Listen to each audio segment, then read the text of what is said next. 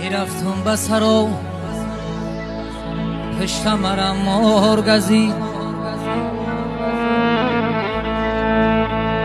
ای آوازه ما به ملک بغداد رسید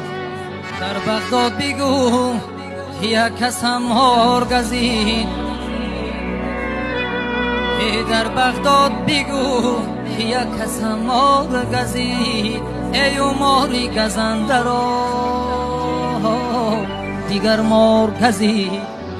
یگر در یمنی شبا منی پیشی منی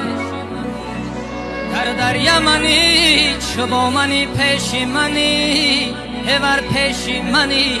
شبه منی در یمنی من با تو چی سازم ای نگاری یمنی اخ در عجبا قیمتیم یا تو منی ای من بلبلی آزاد برون از قفسم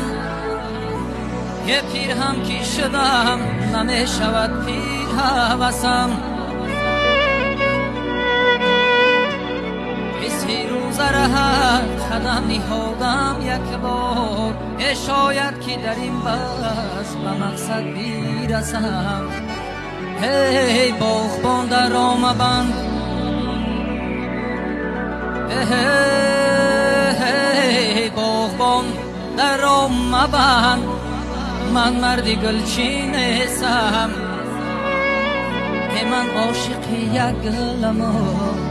محتاج هر گل نیستم من عاشق یک گلم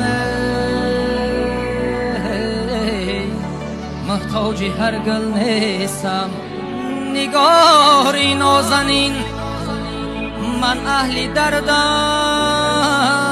سرم را گر برم از تو نگردم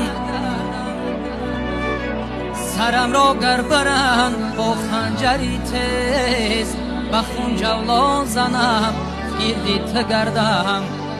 بخون جولان زنم بخون جولان زنم گیردی تو گردم